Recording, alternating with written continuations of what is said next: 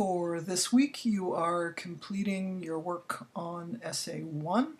So we have a little review of the assignment sheets, little discussion about the journal that is due this week, and then the Essay 1 will be due at the end of the week. So again, your assignment is to write Essay 1. Word count is 500 words. That's actually a little bit under 2 pages. You can go over the word count. It says minimum word count, right? You can go over the word count, just don't go under it.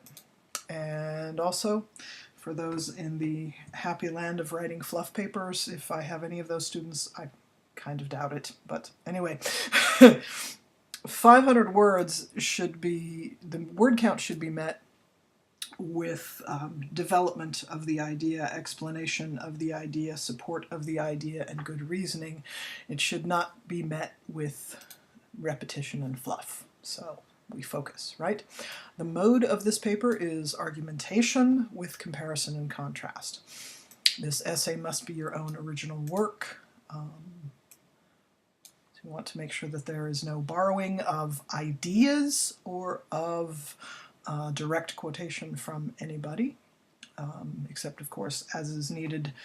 You may need to summarize or directly quote, obviously you will, right, the stories that you're writing about, but nothing else, no literary criticism, and if you're borrowing any kind of historical information, then that's going to have to be cited. This essay must be a piece of literary criticism. Specifically, you will write an argument that relies upon your interpretations of the stories. The stories are to be your only evidence, so you're supposed to be doing a close reading of this. You're not supposed to be saying that somebody else says something, and indeed you're not supposed to be reading literary criticism at all. It completely defeats the purpose for the class. You will not use histories as evidence for your claims, because then you would be writing a history essay, and I have seen this for assignments in a literature class where a student will go and do research on the history and then make a claim that is a historical claim and then point to histories to support it. Well then, if that's what you're doing, then you're not doing work for this class. Work for this class must be literary criticism. Please do not read literary criticism of any sort.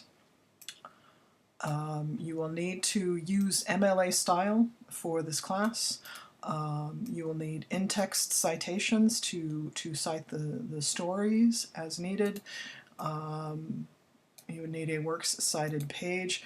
And if you look in your book, stories, pages, 41 to 42, in Roman numerals, XLI to XLII, you will see an example and discussion there for works cited page. You need to have an introduction that names the stories, that names the authors, that names the cultural settings for the two stories, and give very brief, relevant synopses of the stories. The word synopsis, it means summary, but it's a really, really tight summary. Very, very few sentences. And then your introduction needs to end in your thesis statement. It should be the last sentence in your introduction. You need 3 to 5 body paragraphs that each begin with a transition and a topic sentence. This is such a short paper though, 500 words. You'll probably get by with 2 body paragraphs for that matter. Anyway, but you need body paragraph should open with a transition from the last paragraph to this one so that readers can see the connection, and also a topic sentence that makes a claim for the body paragraph. Include at least 2 very short quotations from each story, part of a sentence or a whole sentence, bit of dialogue, and use them as evidence in support of your claims. Cite these in MLA style. Note that you're going to have a signal phrase for each of these quotations. You're going to need to explain who the narrator is of the story when you bring this in. And if you have a character speaking, for example, you need to name the character speaking for your quotation. You need quotation marks around the borrowed passage, and you need parentheses with the author's last name and the page number where the passage was borrowed from. The period comes after the in parentheses. A conclusion, you need a conclusion that reminds readers of the thesis without repeating it. and then emphasizes the importance of the lesson learned about the human condition by reading these stories in comparison. A strong conclusion for a literary analysis of this type will be very short and very profound. 2 or 3 sentences will do. Do not repeat where you have been. And the topic, of course, is you're going to have read Alice Walker's Everyday Use and Sherman Alexie's What You Pawn, I Will Redeem. 2 powerful themes in the stories are the value of a family heirloom to the descendants, and these descendants are people of color who live in a white-dominated culture, specifically America. And the second theme, which is closely related to the first, is the need for the characters to think about their place as people of color in white-dominated America. And I have given you things to review. Hegemony and colonialism. The successful essay will weave the 2 themes together. Your essay will compare and contrast Jackson in What You Pawn, I Will Redeem with either Dee or the mother in Everyday Use. One or the other, don't use both. It will compare and contrast how these 2 characters think about and value the heirloom, and by extension what value they place upon their own ancestry and their own identity. Your essay will compare and contrast how these characters think about and value white hegemony.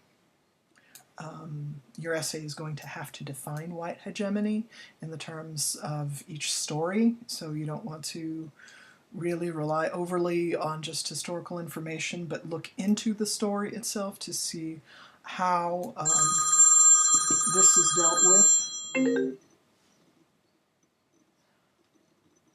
And you'll want to locate white authority in the story. For example, is education of any sort of authority for Dee? Okay, and you can read this. So this is just to remind you of what the assignment is this week, and the essay talks about how you might consider structuring a comparison contrast if you go point by point or block order. There's discussion here, suggestions for your thesis, and so forth. The essay parts. And there's a lot of information here about how to finish this up. Okay, so you have Journal 4 is due this week. Prepare to complete this journal. You're going to review the Essay 1 assignment sheet. You're going to review your plans for completing your Essay 1 assignment, any work that you've done for the class so far, anything you've written in your notebooks at home.